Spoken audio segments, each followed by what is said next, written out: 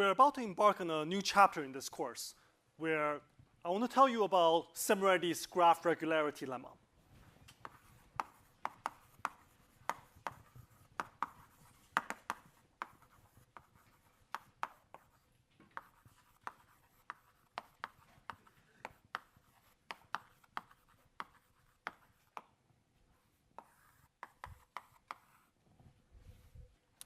Szemerédi's graph regularity lemma is a very powerful tool in modern graph theory developed back in the 70s. Today I want to show you the statement and the proof of this graph regularity lemma. And next time we'll see how to apply the lemma for graph theoretic applications. And we'll also use it to give a proof of Roth's theorem. The idea of Szemerédi's regularity lemma is that if you are given a very large graph, G, and it's a fairly robust theorem. So any large, dense graph, and here dense means, let's say, positive edge density, then it is possible to partition the vertex set of this graph, G, into a bounded number of pieces.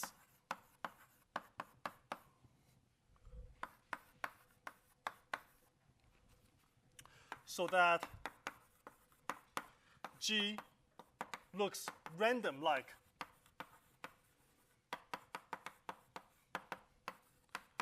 between most pairs of parts.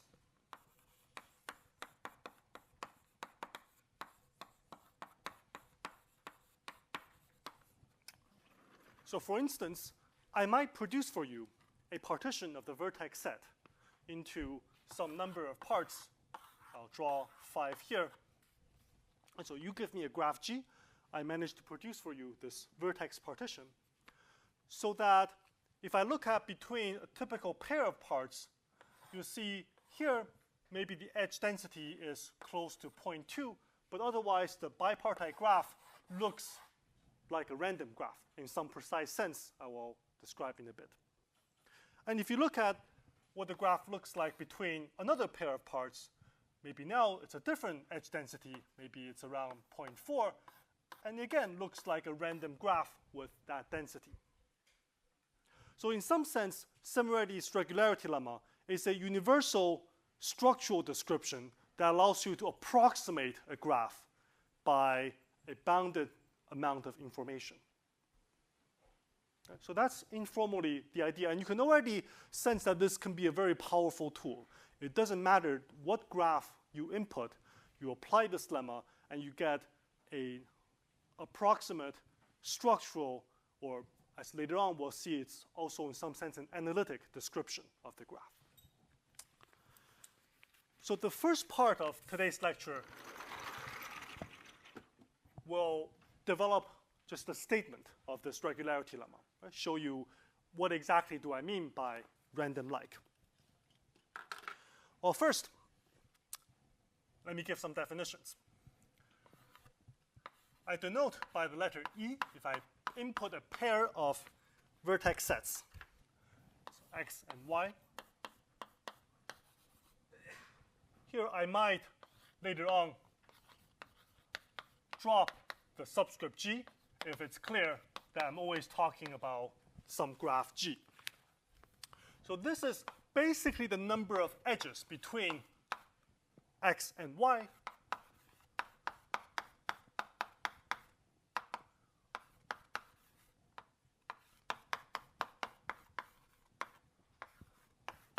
And I say basically because even though I will draw and depict everything as if X and Y are disjoint sets, and that's the easiest case to think about, I'm also going to allow X and Y to overlap, and also allow X and Y to be the same set, in which case you should read the definition as to what this means. But it's fine to think of it as disjoint sets, so you're looking at a bipartite graph between X and Y. We're also going to look at the edge density between X and Y, and this is simply the number of edges divided by the product of the set, the sizes of the sets. So what fraction of the possible pairs are actual edges?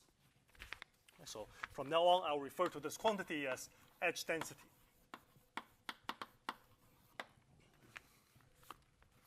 Okay, so now here's a definition of what random-like means for the purpose of Szemerédi's regularity lemma. So we'll define a notion of an epsilon regular pair to be as follows. So throughout, and later on I will omit even saying this, so G will be some graph. And we're going to be looking at subsets of vertices of G. And we say that this pair of subsets of vertices is epsilon regular. Okay. Again, in G, but later on I will even drop saying in G if it's clear which graph we're working with. So we say x and y is epsilon regular if for all subsets A of x,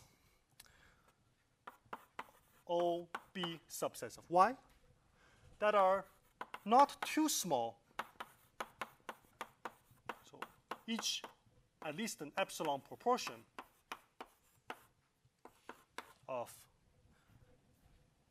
the sets that they live in, we find that the edge density between A and B differs from the edge density between x and y by no more than epsilon. Let me draw you a picture. I have sets A and B. So I have sets x and y in my graph G. And I want to say that the edges between x and y are epsilon regular. So this random-like if the following holds. That whenever I pick a subset A in the left set and a subset B of the right set, the edge density between A and B is approximately the same as the overall edge density between x and y. So in particular, this bipartite graph, for instance, is not really dense in one part and really sparse in another part. Somehow the edges are evenly distributed in this precise manner. Okay, so that's the definition of epsilon regular. Yes, question? What is the epsilon for the size of A the same as the epsilon for? Okay, the question is here, why are we using the same epsilon here, here, and there? And that's a great question. So that's mostly out of convenience. So you could use different parameters, and they do play somewhat different roles. But at the end, we'll generally be looking at one type of epsilons, so just make our life easier. So you could extend the definition by having epsilon comma eta, if you like. But it will not be necessary for us, and mostly for simplification. Any more questions? All right. Now, if you have a pair xy that is not epsilon regular, I just want to introduce a piece of terminology so you can read from the definition what it means to be not epsilon regular. And sometimes I will say epsilon irregular, but to be precise, I'll stick with not epsilon regular.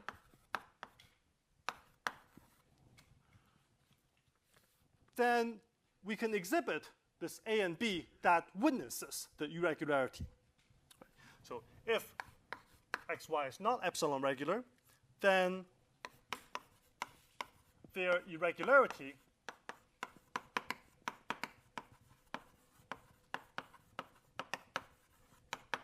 is, so we'll say it's witnessed by some pair A in x and B in y, satisfying, well, basically you read the definition.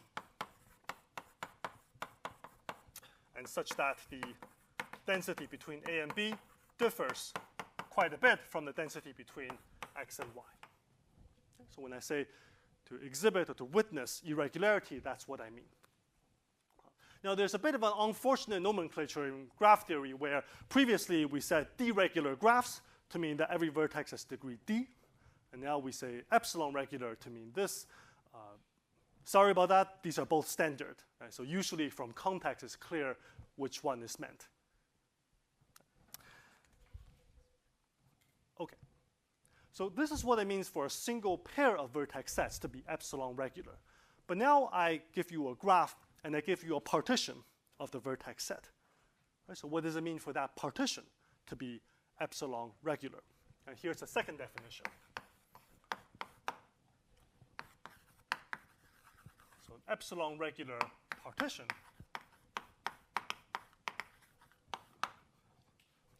right, so we say that a partition,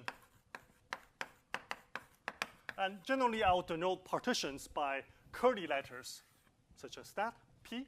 So the partition will divide a vertex set into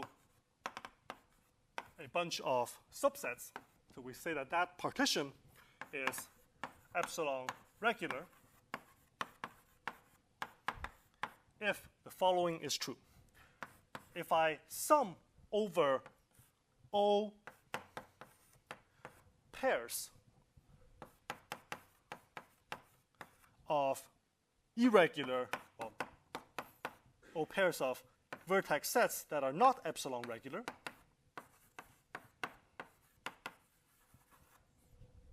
so over Vi, Vj, not epsilon regular, and sum over the product of their sizes, then what I would like is for the sum to be at most epsilon times the number of pairs of vertices in G. In other words, a small fraction of pairs of vertices, not necessarily edges, but just pairs of vertices, lie between pairs of vertex parts that are not epsilon regular. Okay? So for instance, if you do not have epsilon, if all of your pairs are epsilon regular, then the partition is epsilon regular. But I do allow a small number of blemishes. And that will be necessary.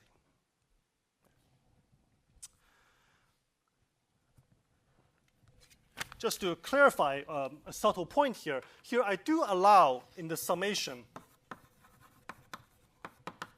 I equals to j. Although in practice, it doesn't really matter. You'll see that it's not really going to come up as an issue.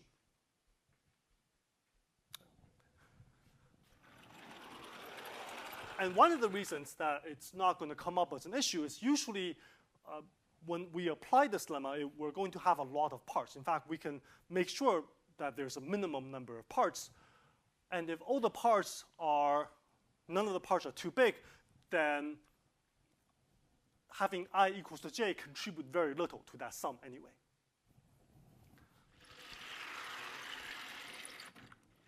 And in particular, if all the set sizes in this partition are roughly the same, so if they're all roughly 1 over k fraction of the entire vertex set, then that statement up there, being an epsilon regular partition, up to changing this epsilon is basically the same as saying that fewer than epsilon fraction of the pairs Vi, Vj are not epsilon regular. And here, if k is large enough, I can even let you make I and j different. It's not going to affect things after small changes in epsilon. And so when it comes to, so for people who are seeing Szemerédi's regularity lemma for the first time, I think that's maybe all of you, or most of you, I don't want you to focus on the precise statements so much as the spirit of the lemma. Because if you get too nitty-gritty with, oh, is that the same as that epsilon, you get very confused very quickly. So I want you to focus on the spirit of this lemma. I mean, I will state everything precisely, but the idea is that most pairs are not epsilon regular, and don't worry too much about if you're allowed to take I equals to j or not. So now we're ready to state Szemerédi's regularity lemma.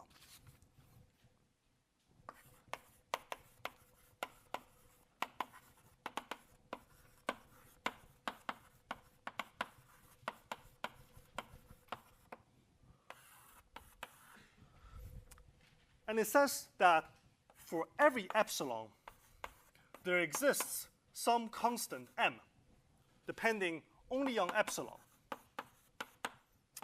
such that every graph has an epsilon regular partition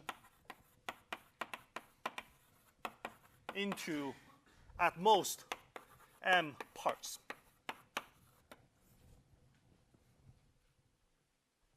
You give me the epsilon, for example, 1%, and there exists some constant such that every graph has a 1% regular partition into a bounded number of parts. And in particular, and this is very important, make sure you understand this part, that the number of parts does not depend on the size of the graph.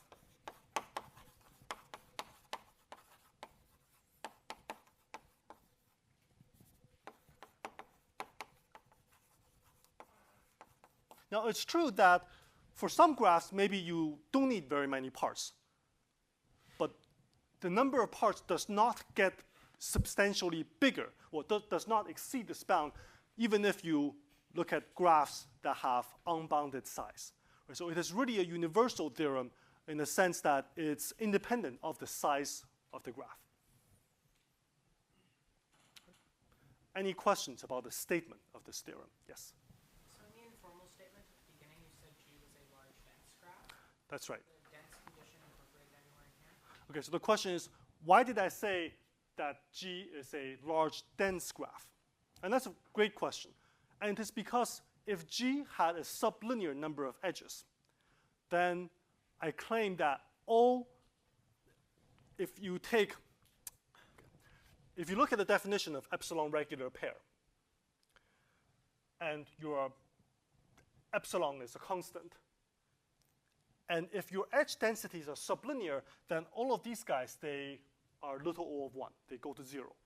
So trivially, you will satisfy the epsilon regular condition.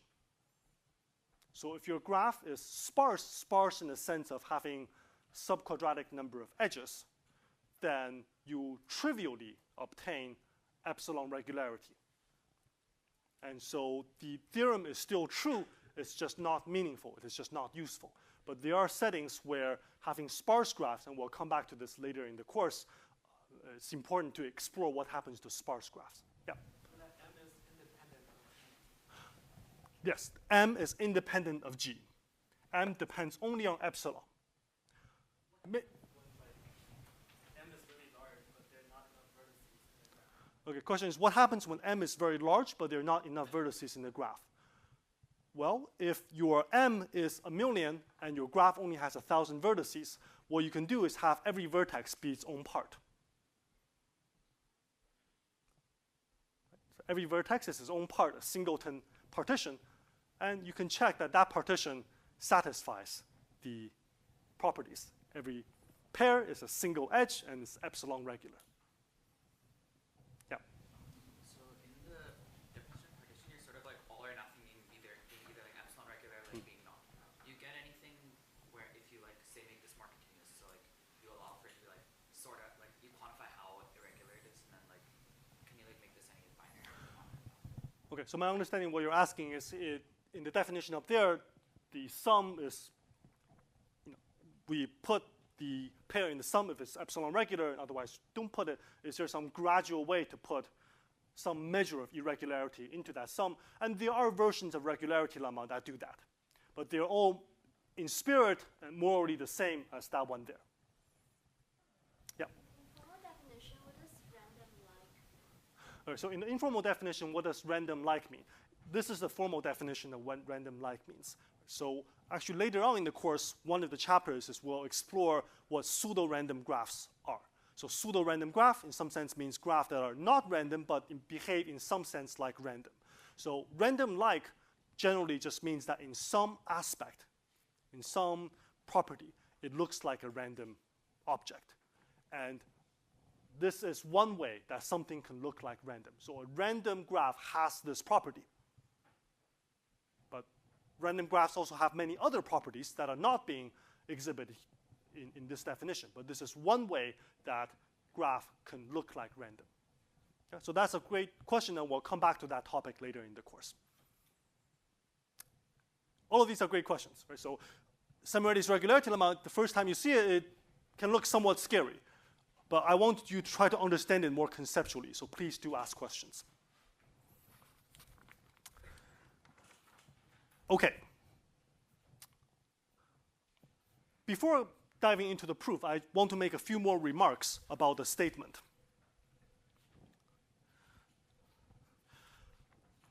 It is possible to, okay, so we will prove this version of the regularity lemma. But as I mentioned, it's the spirit of the regularity lemma that I care more about. And it's a very robust statement. You can add on extra decorations that somehow doesn't change the spirit, and the proof will be more or less the same. But for various applications, will be slightly more useful. So in particular, it is possible to make the partition equitable.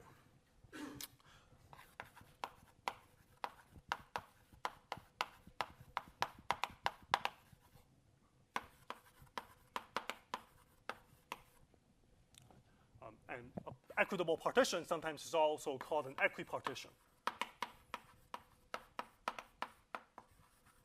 meaning that it has such that all the AIs, all the VIs have sizes differing by at most 1.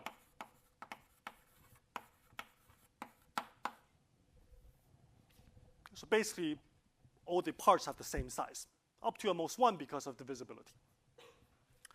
So let me state a version of regularity lemma for equitable partitions. So for every epsilon and m, little m, naught, there exists a big M such that every graph has an epsilon regular equitable partition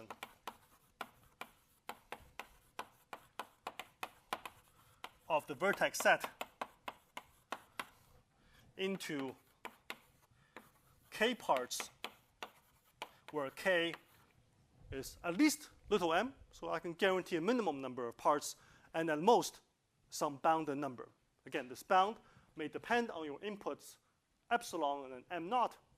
Right, so this is m naught, but it does not depend on the graph itself. And you see, it's a slightly stronger conclusion, and for many applications, it's more convenient to use this formulation. And I will comment on how you might modify the proof of that we'll see today into one where you can guarantee equitability. Right? And you see that for this m, little m not too small,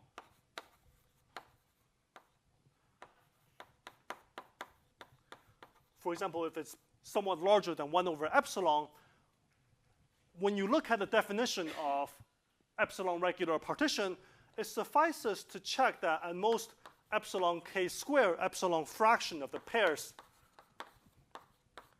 vi, vj, is epsilon regular over I different from j. Again, up to changing epsilon, let's say by a factor of 2. So they're all of these definitions are basically the same up to a small changes in the parameters.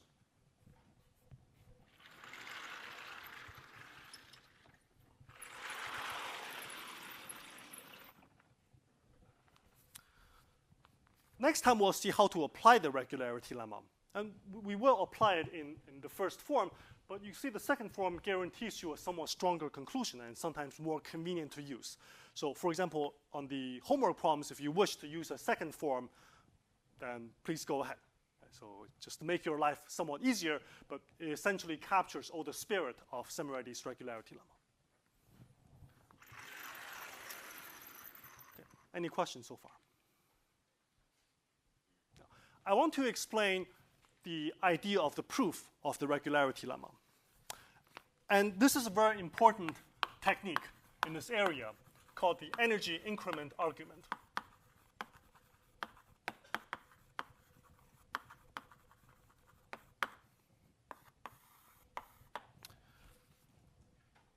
Here's the idea. We start with some partition. So for example, the trivial partition.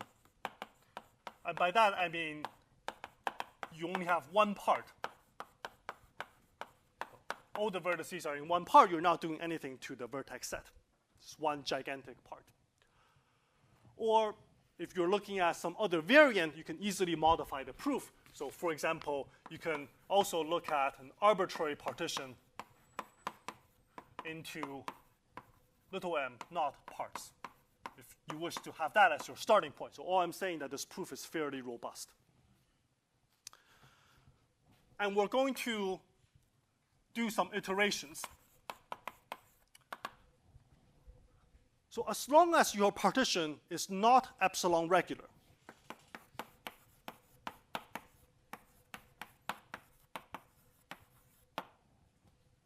we will do something to the partition to move forward. And what we will do is look at each pair of parts in your partition that's not epsilon regular. Well, if they're not epsilon regular, then I can find a pair of subsets, which I denote by the A's, that witnesses this non-regularity. Right? So that witnesses the irregularity. And we start with some partition. So now let us refine the partition into a partition even more parts by simultaneously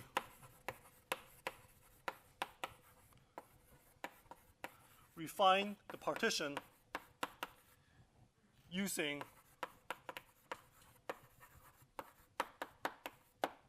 all of these aij's that we found in the step above. Right, so you start with some partition. If it is not regular, I can chop up the various parts in some way. So I start with some partition over here. And what we're going to do is, well, let's say between these two, it's not epsilon regular, so I can find some pairs of vertex sets that exhibits the irregularity. I chop it up. And I can keep further chopping up the rest of the parts. If these two parts are not epsilon regular, then I chop it up like that, and I can keep on doing it. And originally I have 3 parts, now I have 12 parts. And this is a refined partition. And now I repeat until I am done. Right? I am done when I obtain a partition that is epsilon regular. Now, the basic question when it comes to this strategy is, are you ever going to be done? When are you going to be done? And if this process goes on forever or goes on for a very long time, then you might have a lot of parts. But we want to guarantee that there's a bounded number of parts. So what we will show is that, or to show that you have a small number of parts, in other words, why does this process even stop?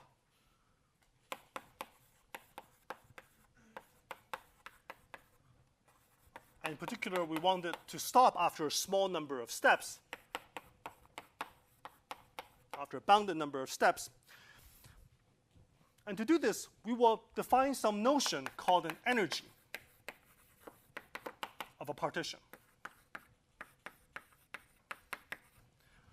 And this energy will increase. Well, so first of all, the energy is some quantity that we will define that lies between 0 and 1, is some real number lying between 0 and 1.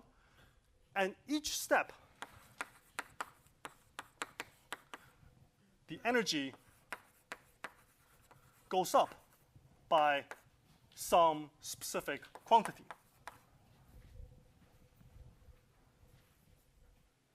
Therefore, because the energy cannot increase past 1, this iteration stops after a bounded number of steps. And once it's done, we end up with a epsilon regular partition. Okay, so that's the basic strategy.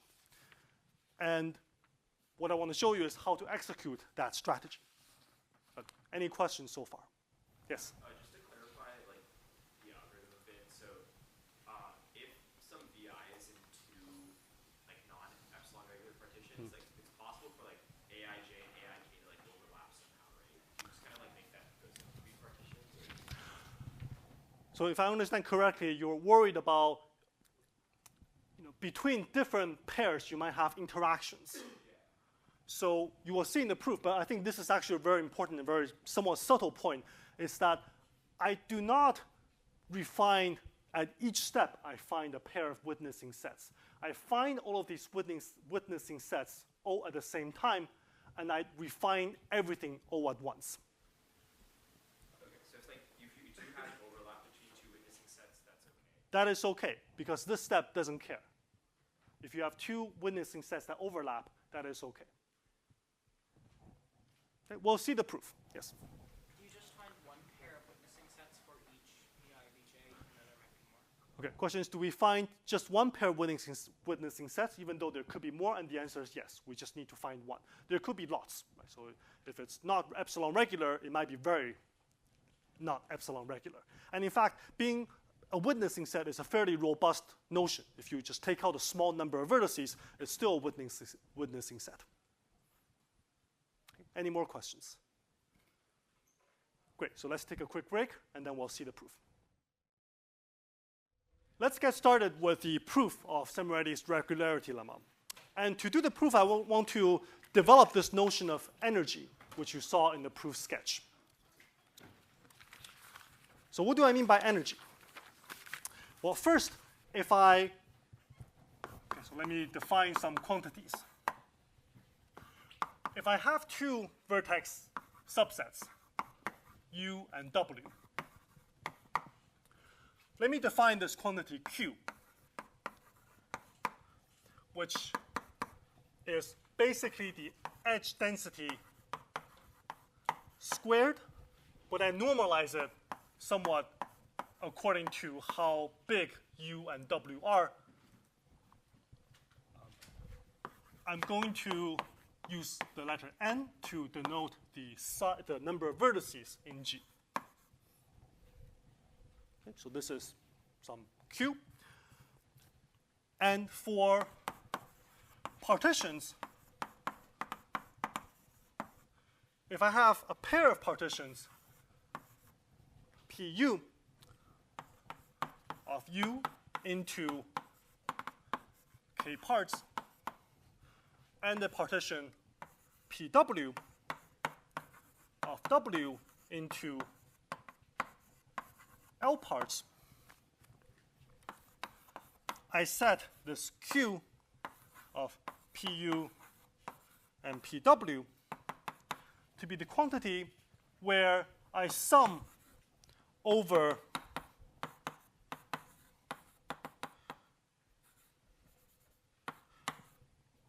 basically all pairs, one part from U, one part from W, of this Q between Ui and Wj. So this is the density squared, and I'm taking some kind of weighted average of the squared density. So here it's a weighted average. If you prefer to think about the special case where this partition is an equipartition, then it is really the average of the squared densities. It's a mean squared density. And finally, for a partition P of the vertex set of G into M parts, we define this Q of this partition P to be Q of P with itself according to the previous definition. Or in other words, I do this double sum, I from 1 to m, j from 1 to m, q of vi dj. And this is the quantity that I will call the energy.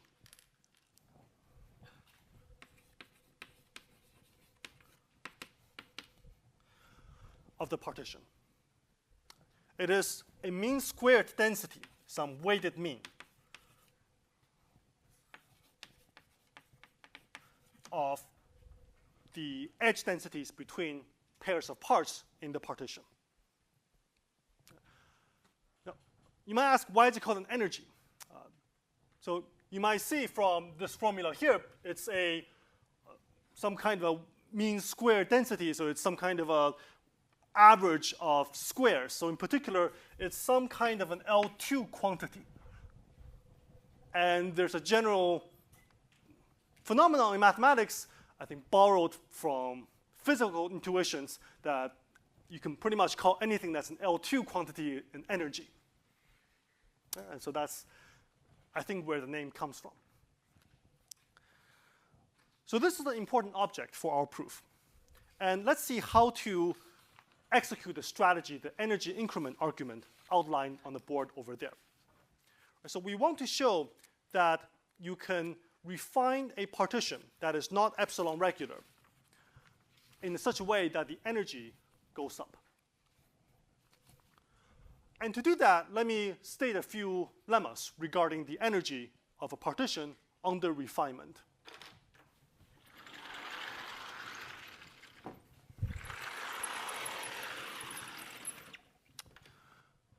And the point of the next several lemmas is that the energy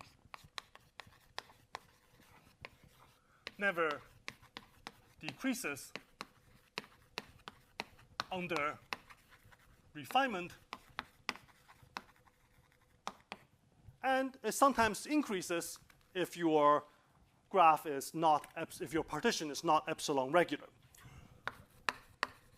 Okay, so the first lemma is that if you look at the energy between a pair of partitions, it is never less than the energy between the two vertex sets.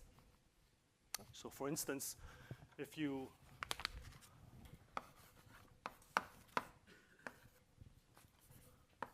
have U and W like that, and I partition them into PU and PW, and I measure the energy, just basically the squared density between U and V versus summing up the individual squared densities after the partition, the left side is always at least as great as the right side. Okay, so this is really a claim, it's a fairly simple claim about convexity. But let me set it up in a way that will help some of the later proofs. So let me define a random variable, which I'll call Z, in the following way. So here's a process that I will use to define this random variable. I will select x, little x, to be a vertex uniformly chosen from U, from the left vertex set, and I will select a vertex y uniformly chosen from W. Right, so x and y, they fall into some part in the partition. So suppose ui is the part where xi falls, and wi is the set in the partition where y falls. Right, so ui is a member of this partition, wi is a member of the other partition of w.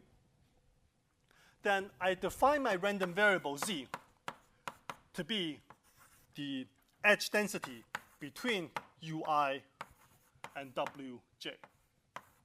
So it's a wj. Okay. So that's the definition.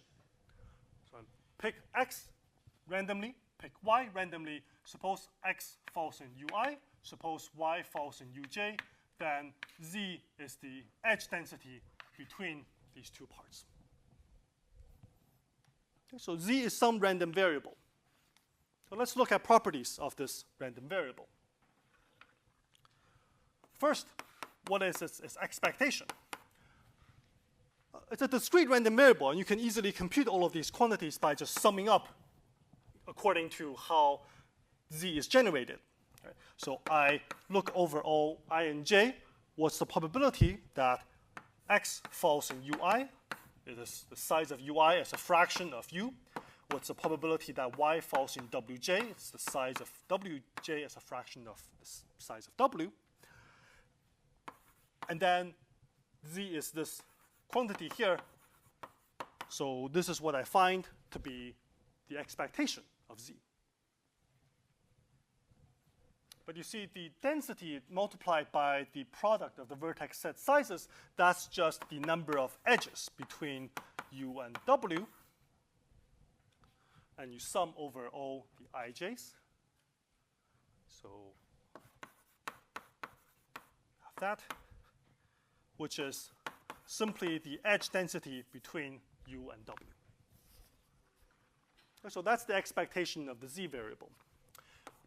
On the other hand, what's the second moment? In other words, what's the expectation of the squared of z? Again, we do the same computation.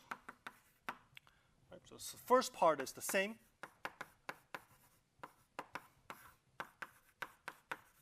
The second part now becomes a d squared.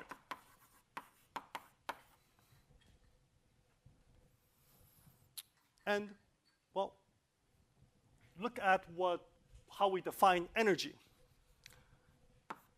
This quantity here is basically the energy Q between the partition U and the partition of W, except there's normalization. That's not quite the same as the one we used before, so we'll just put in that normalization.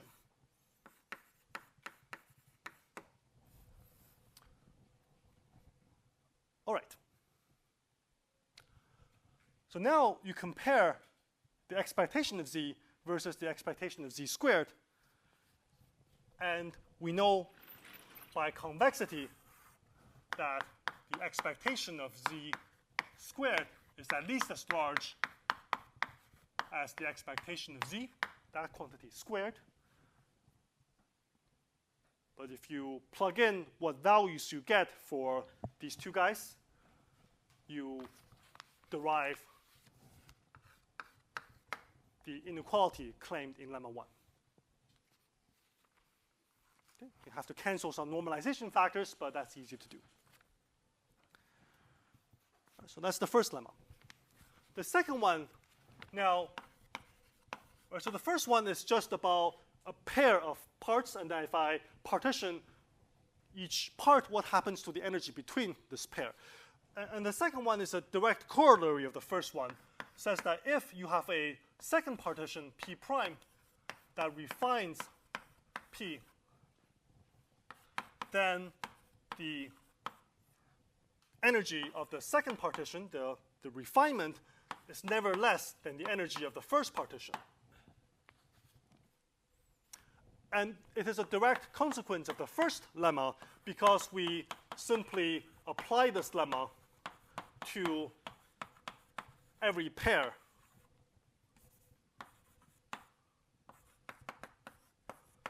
of parts in P. So between every pair of parts, the energy can never go down. So overall, the energy does not go down. And finally, so far we just said that the partitions can never make the energy go down. But in order to do this proof, we need to show that the energy sometimes goes up.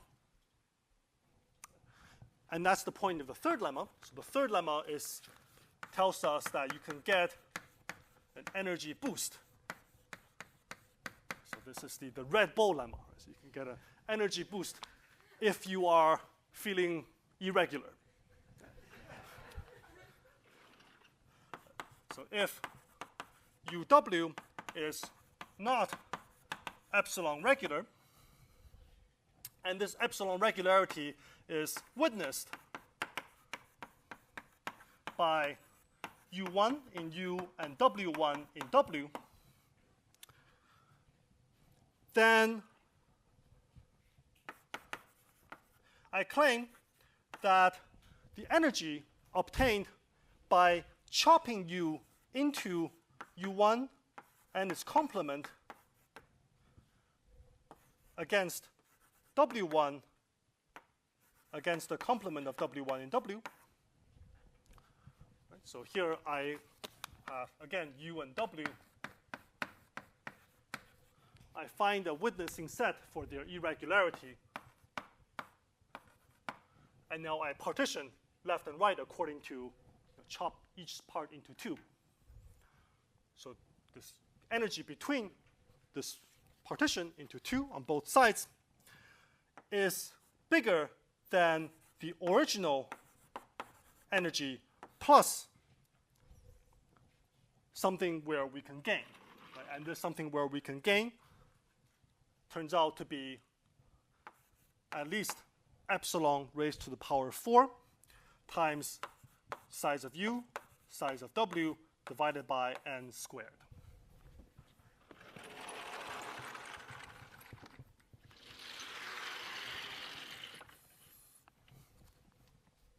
Okay, let me prove it. Let's define Z the same as in the previous proof, as in the proof of lemma 1. In lemma 1, we just used the fact that the L2 norm of Z, the expectation of the square, is at least the square of the expectation, but actually their difference has a name. It's called the variance. The variance of Z is the difference between these two quantities, right? And we know that it's always non-negative. So if you look at how we derived the expectation of Z and expectation of Z squared, you immediately see that this variance we can write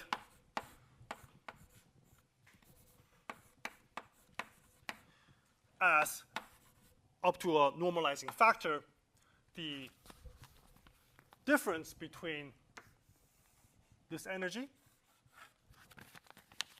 on one hand and the energy of the between U and W, namely the mean squared up to normalization. On the other hand,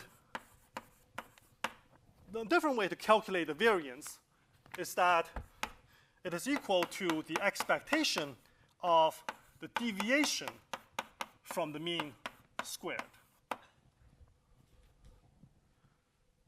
Okay, so let's think about the deviation from the mean. Well, I'm choosing a random vector on the left, U, and another random point, random vertex on the left, and a random point on the right. In the event that they both lie in the sets that witness the irregularity,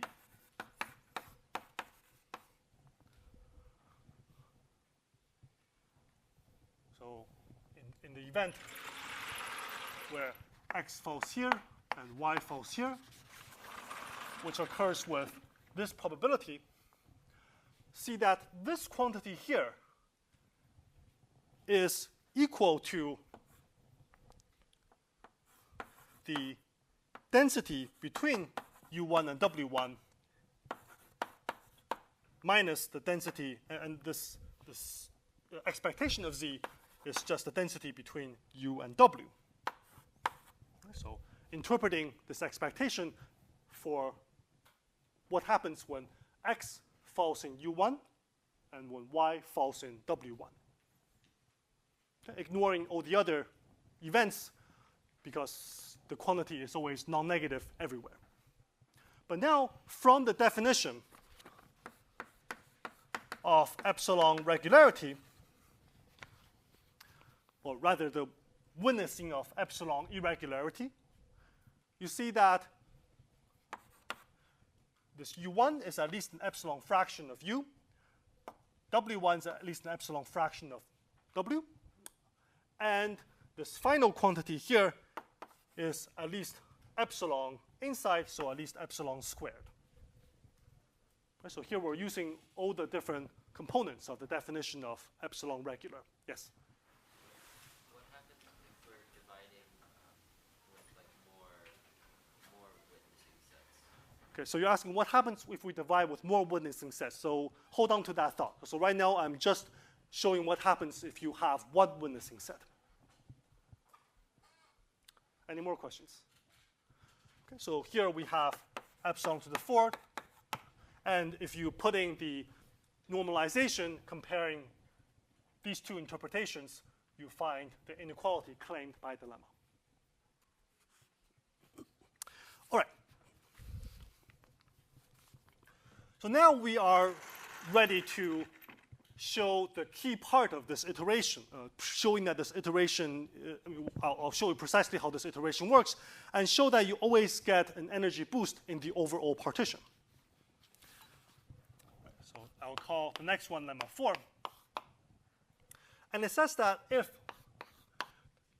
you have a partition, this P, of the vertex set of G into K parts, if this partition is not epsilon regular, then there exists a refinement, which we'll call Q, where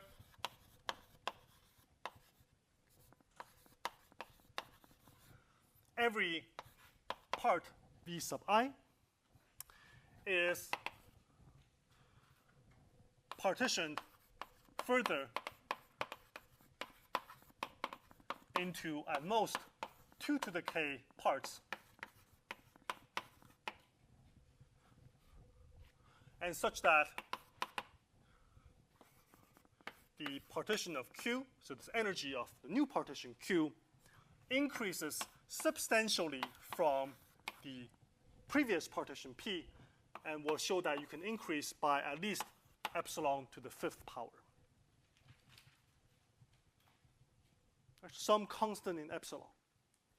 And so if you look at the strategy up there, if you can do this every step, then that means that the number of iterations is bounded by 1 over epsilon to the 5th power.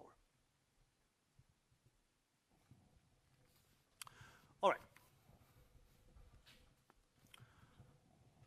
So to prove this lemma here, we will use the 3 lemmas up there and put them together. Right.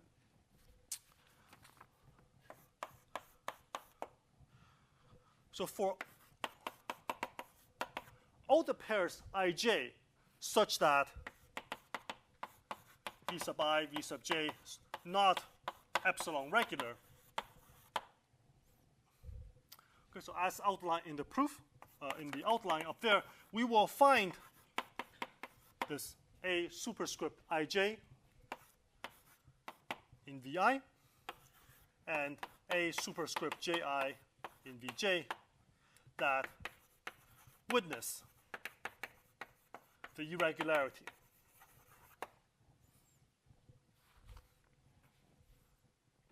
So do this simultaneously for all pairs I comma j where Vi, Vj is not epsilon regular.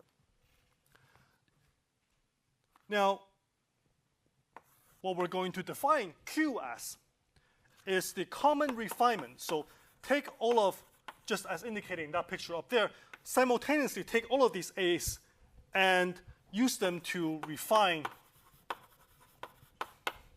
P.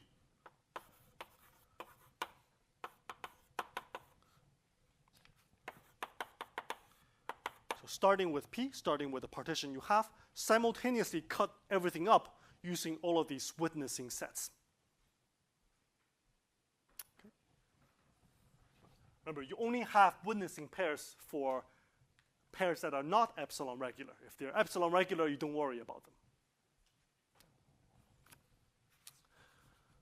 All right. one of the claims in the lemma now, okay, so this is the Q that we'll end up with. Right? So we'll show that this Q has that property. So one of the claims in the lemma is that every Vi is partitioned into at most 2 to the k parts. Right? So I hope that part is clear, because how are we doing the refinement? We're taking Vi is divided into parts using these Aij's, 1j coming from each pair that is irregular with Vi. So I'm cutting up Vi using at most k sets. Right, so one coming from each of the other possible, maybe fewer than k, that's fine, but at most k sets is used to cut up each Vi. So you have at most 2 to the k parts once you cut everything up. All right. So the tricky part is to show that you get an energy boost. So, okay, so let's do this. How do we show that you get an energy boost?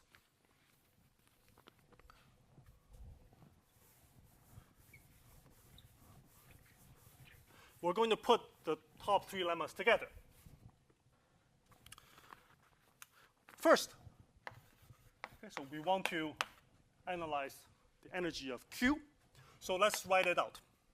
So the energy of Q is the sum over this energy of individual partitions of the VIs. Okay, and by this P sub Vi, P sub Vj, I mean the partition of Vj given by Q. So what happens after you cut up Vi? So that's what I mean by P sub Vj. Or rather, I should call it Q sub Vi, Q sub Vj. Okay. By lemma 2, we find that, okay, so let me separate them into 2 cases. The first case sums over Ij such that Vi Vj is epsilon regular. And by lemma 1, so here we're using lemma 1, we find that this quantity here cannot be less than the Q of Vi Vj. Right? So take those 2 parts. Before and after the refinement by Q, the energy cannot go down. So I don't worry too much about pairs that are epsilon regular. But now let me look at pairs that are not epsilon regular.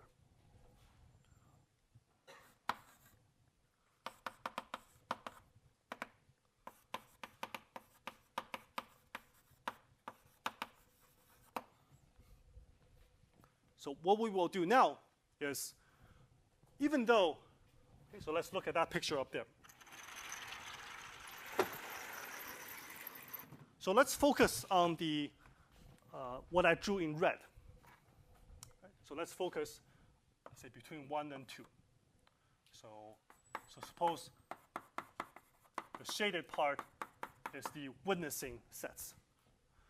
The witnessing sets got cut up further by other witnessing sets, but I don't have to worry about them because lemma 2 and or lemma 1 really tells me that I can do an inequality where I go down to just comparing the energy between this partition of 2 parts, this single witnessing set and its complement,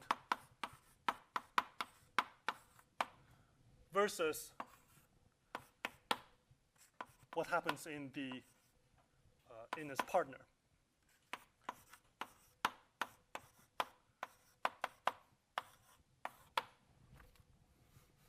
So in other words, over here, the Q of this pair, I am saying that it is no less than if I just look at what happens if you only cut up these two sets using the red lines.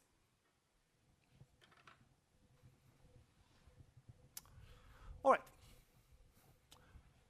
Let's go on.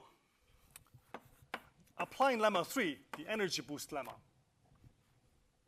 The first part stays the same. Okay, so this first part stays the same.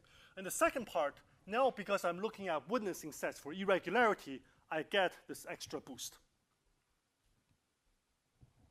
Okay, so this goes back to one of the questions asked earlier, where in lemma 3, I don't have to now worry about what happens if you have further cuts, because I only need to worry about the case where I only have a single cut between the epsilon irregular pairs. So putting it together, we see that the previous line is at least if you sum over the Q's of all the pairs plus this extra epsilon to the fourth term for all pairs that are not epsilon regular.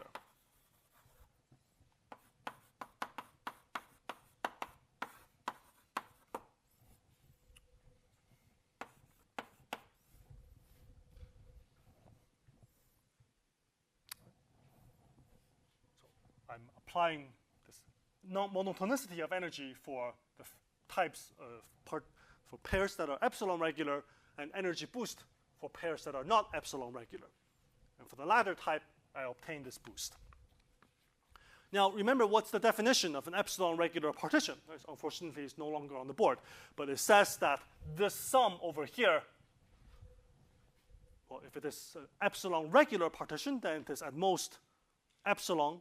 So if it is not epsilon regular, we can lower bound it. And that's indeed what we will do. The first sum here is by definition Q of the partition P. And the second sum, by the definition of epsilon regular, is at least epsilon to the power 5.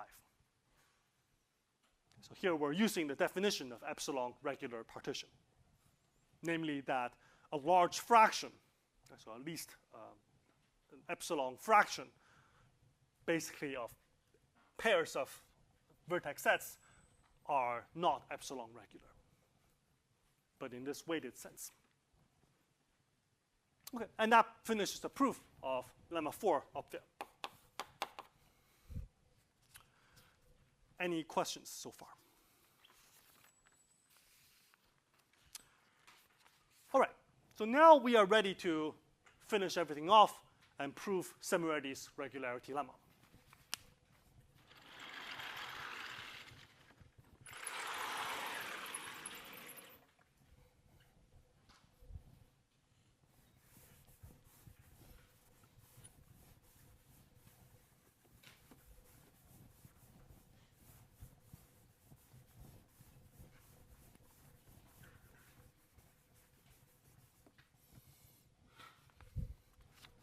So let's prove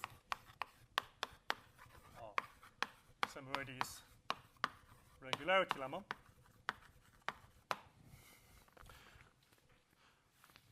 Let's start with the trivial partition.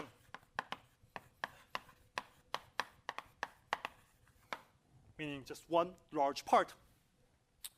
And we are going to repeatedly apply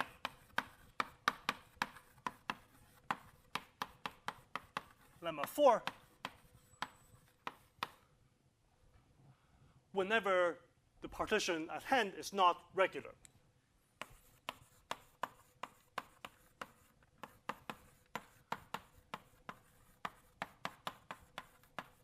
Okay, so whenever the current partition is not epsilon regular. All right, so let's look at its energy. The energy of this partition. So this is a weighted mean of the edge density squared. So it always lies between 0 and 1. So just from the definition of energy. On the other hand, the lemma tells us that, so lemma 4 tells us that the energy increases by at least epsilon to the 5th power at each iteration.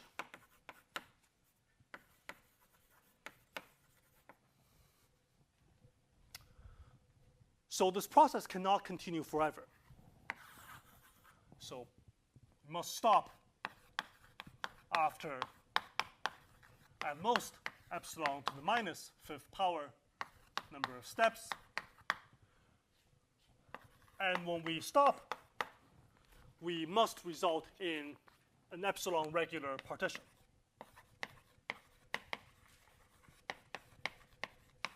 Right? Because otherwise you're going to continue applying the lemma and push it even further. And that's it. So that proves Szemerédi's graph regularity lemma. Question? This gives you like some really big value.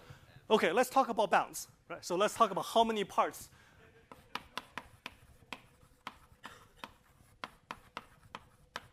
Right, so how many parts does this proof produce? Also, we can figure it out. Right? So we have some number of steps. Each step increases the number of parts by something. So if P has k parts, so then lemma 4 refines P into at most how many parts? Well, yeah, so k times 2 to the k. Okay, and I have many iterations of this guy. So some of you are already laughing because it's going to be a very large number. In fact, because it's going to be so large, it makes my calculation slightly more convenient. It really doesn't change the answer so much if I just bound k to the 2 to the k by 2 to the 2 to the k. So the final number of parts is this function iterated on itself, epsilon to the minus 5 times. So it's a tower of 2 of height at most 2 to the epsilon to the 5. It's a finite number. Okay? So it depends only on epsilon and not on the size of your graph. And this is the most important thing. It does not depend on the size of your graph. It is quite large. In fact, even for reasonable values of epsilon, like 1% or even 10%, this number is astronomically large. And you might ask, is it really necessary? Because we did this proof, and came out fairly elegantly, I would say, how the proof was set up, and you arrived at this finite bound. But maybe there's a better proof. Maybe you can work harder and obtain somewhat better bounds. So you can ask, is it possible that the truth is really somehow much smaller? And the answer turns out to be no. So there's a theorem by Tim Gowers, which says that, okay, so there exists some constant. The precise statement, again, it's not so important, but basically what I just said, you cannot improve this bound given by this proof. So for every epsilon, let's say small enough, there exists a graph whose epsilon regular partition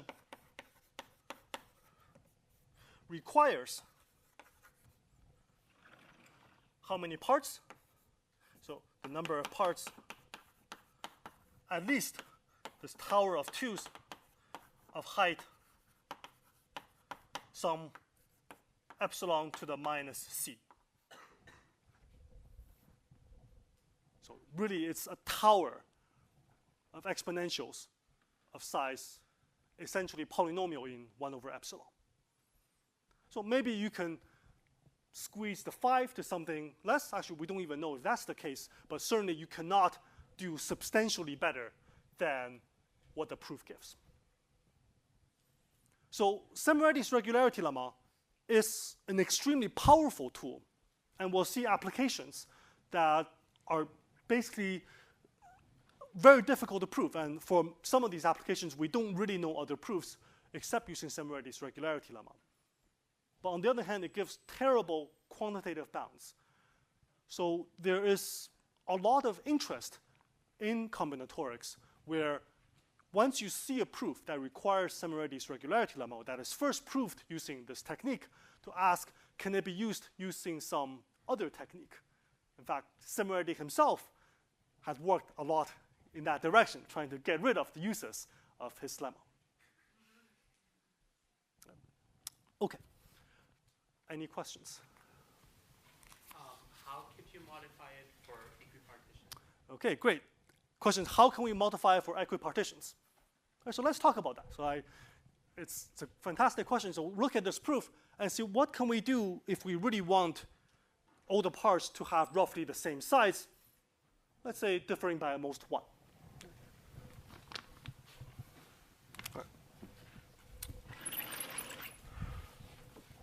Let me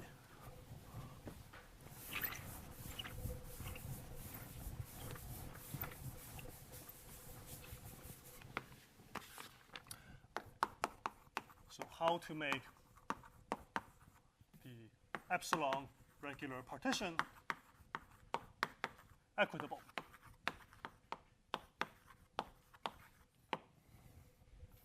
Any guesses? Any attempts on what we can do? I mean, basically, it's going to follow this proof. As I said, the spirit of Szemerédi's regularity lemma is what I've shown you. Right? But the details and executions may vary somewhat depending on the specific purpose you have in mind. Yeah? It's like we personally add things to the smaller part because we know that by the fact that it's not epsilon regular, that parts aren't too small. Okay, so you're saying we're going to add something or to massage the partition to make it epsilon. Add vertices to the smaller parts of the partition. Okay, add vertices to the smaller parts of the partition. Now, when are you going to do that? So you do the refinement and then when they're not full. So you want to do this at every stage of the process? Okay. I like that idea. So here's what we're going to do. So we still run the same process. So we're going to have this P, which is the current partition. Right, so current partition. And as before, we initially have it as either the trivial partition, if you like, or M arbitrary equitable parts.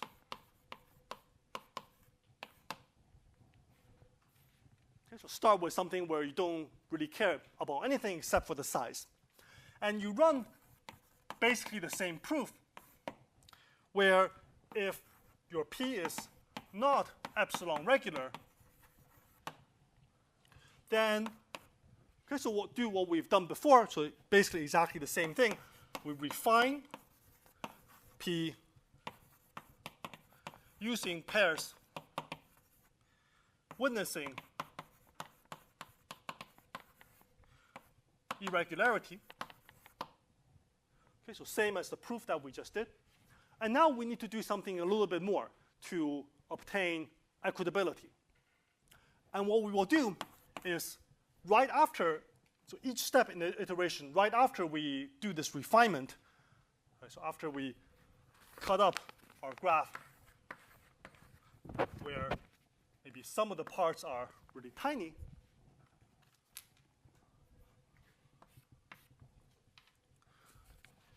let's massage the partition somewhat to make them equitable. And to make our life a little bit easier, we can refine the partition somewhat further to chop it up into somewhat smaller resolution. And this part, you can really do it either arbitrarily or randomly. It doesn't, some ways may be slightly easier to execute, but it doesn't really matter how you do it. It's fairly robust. You refine it further, and, well, basically I want to make it equitable. Sometimes you can just do that by refining, but maybe if you have some really small parts, then you might need to move some vertices around. So I'll call that rebalancing. Okay, so move and merge some vertices, but only a very small number of vertices to make equitable.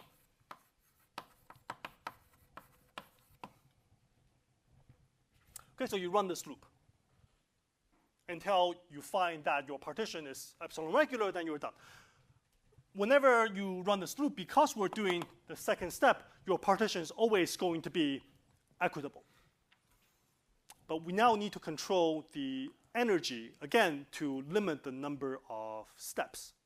And the point here is that the first part still is exactly the same as before, where the energy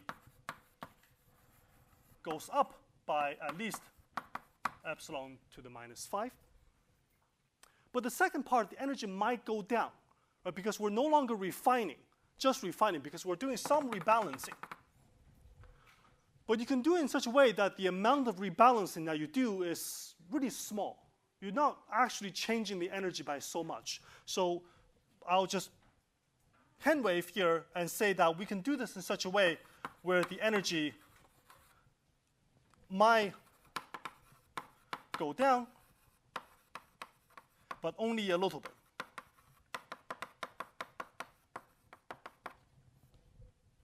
So you're only changing a very small number of vertices, very small fraction of vertices. So if you change only an epsilon fraction of vertices, you don't expect the energy, which is something that comes out of summing pairs of vertex parts, to change by all that much. Right? So putting these two together, you see that the energy still goes up by, let's say, at least half of epsilon over to the 5th power. And so then the rest of the proof runs the same as before. You finish in some bounded number of steps, and you result in an equitable partition that's epsilon regular. Okay, so I don't want to belabor the details. I mean, here there's some things to check, but it's, I think, fairly routine. One needs more of an exercise in technical details. But the thing that actually is somewhat important is there's a wrong way to do this. I just want to point that out. What's the wrong way to do this? Is that you apply regularity lemma, and you think, well, now I have something that's epsilon regular. Then I massage it to try to make it equitable at the end. So if I don't look into the proof, I just look at the statement of Szemerédi's regularity lemma. I get something that's epsilon regular. I say, I'm just going to divide things up a little bit further. That doesn't work, because the property of being epsilon regular is actually not preserved under refinement. So look at the definition. You have something that's epsilon regular, you refine the partition, it might fail to be epsilon regular. So you really have to dig into the proof to get equitability. Okay, so just to repeat, a wrong way to try to get equitability is to apply regularity lemma, and at the end, try to massage it to get equitable. That doesn't work. All right, next time I will show you how to apply Szemerédi's regularity lemma.